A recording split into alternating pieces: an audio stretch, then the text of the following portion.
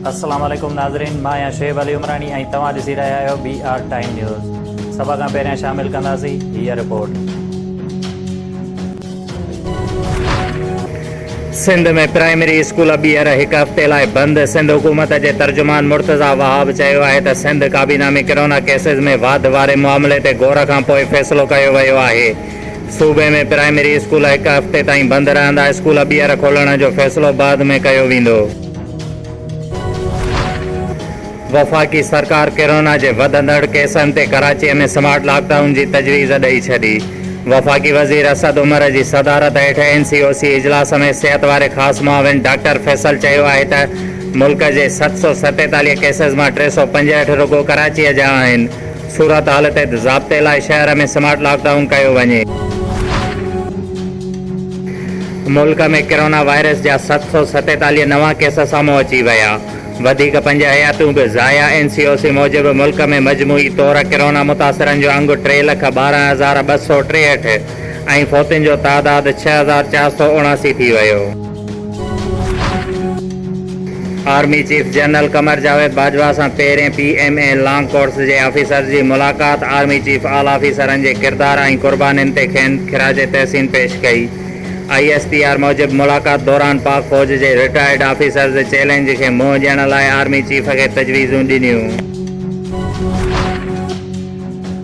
सिंध काबीना सूबे जे बरसात मुतासिर 20 ज़िलनि खे आफ़त सटियल करार ॾियण ऐं सुई सदरन गैस कंपनीअ खे मलीर जामशोर ऐं ठटे में गैस पाइपलाइन विछाइण लाइ बि ज़मीन ॾियण जी मंज़ूरी ॾिनी। कराचीअ में पाकिस्तान स्टॉक एक्सचेंज ते हमले में शहीद थी वियलनि जे वारसनि लाइ बि मुआवज़े जी मंज़ूरी। शहीदनि जे वारसनि खे 50 लाख इमदाद सां गॾु हिकु नौकरी। ऑपरेशन में हिसो वठंदड़ 7 पुलिस एहलकारनि लाइ बि 5-5 लख मुआवज़े जी मंज़ूरी। वॾे वज़ीर मुराद अली शाह जी सदारत हेठि काबीना जे इजलास दौरान काबीना मेंबर्स चयो त सिंध खे LNG या RLNG न खपे। सूबे मां निकिरंदड़ कुदरती गैस सिंध खे फराहम कई वञे। गैस बहरान में जज़्बात में अची पार्टी क़यादत ख़िलाफ़ ॻाल्हाईंदड़ फिरदौस शमीम नकवी अपोज़िशन लीडर वारी कुर्सी विञाए वेठो। PTI क़यादत जे चवण ते फिरदौस शमीम नकवी इस्तीफ़ा गवर्नर खे उमाणे छॾी। गवर्नर इस्तीफ़ा मिलण जी तस्दीक कंदे चयो आहे त फिरदौस शमीम बाबति वज़ीर आज़म अञा को बि फ़ैसिलो नाहे कयो।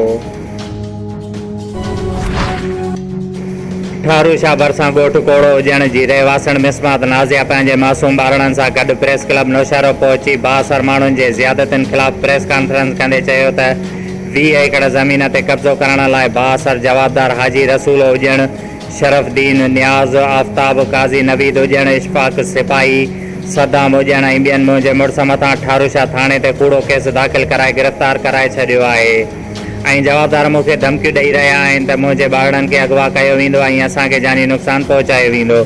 जंहिं ते मुंहिंजे ॾेर खे पिणु धमकियूं ॾेई रहिया आहिनि त जेकॾहिं ज़मीन असांजे हवाले न थी त तव्हांखे मारे छॾींदासीं ऐं असांजे घरनि मथां पिणु फायरिंग करे रहिया आहिनि। जंहिं ते हुन बिलावल भुट्टो सैयद मुराद अली शाह चीफ जस्टिस खां घुर कई आहे त मोतमार धमकियूं ॾींदड़नि ख़िलाफ़ कानूनी कार्रवाई करे मुड़ुस मथां कूड़ो केस हटाए असांखे इंसाफ़ फराहम कयो वञे।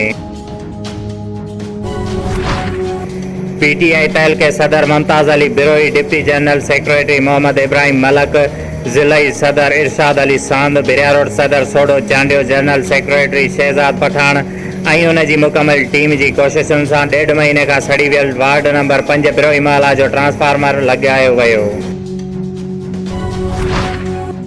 नवाब Shah general republic of Indonesia Karachi council Totok Prianamto अॼु डिप्टी कमिश्नर ऑफिस पहुची डिप्टी कमिश्नर शहीद बेनज़ीर आबाद अबरार अहमद जाफ़र सां मुलाक़ात कई।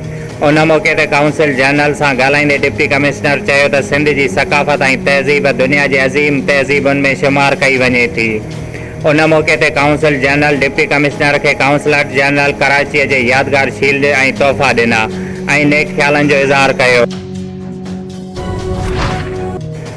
District Naushahro Feroze police new Jatoi police जवाबदार इरशाद दूधन जे कब्ज़े मां बिना लाइसेंस पिस्टल ऐं राउंड हथ करे गिरफ़्तार करे वरितो। नौशहरो फिरोज सिटी पुलिस जवाबदार रमीज़ राजपर जेको कंहिं केस में घुर्बल हुयो गिरफ़्तार करे वरितो। कंडियारो पुलिस जवाबदार खादिम हुसैन कलोड़ो जेको हैदराबाद में चोरीअ जे केस में घुर्बल हुयो गिरफ़्तार करे वरितो। लाखा रोड पुलिस बरूको जवाबदार जुल्फकार ऐं शादोला को कंहिं केस में घुरबल हुया गिरफ़्तार करे वरिता ऐं जॾहिं त मीरापुर पुलिस जवाबदार मोहम्मद हनीफ़ गोरीअ खे 200 साशे गुटके समेत गिरफ़्तार करे वरितो। शोएब अली उमराणीअ खे ॾींदा इजाज़त। वधीक ख़बरुनि ऐं अपडेट्स लाइ ॾिसंदा रहो BR टाइम न्यूज़।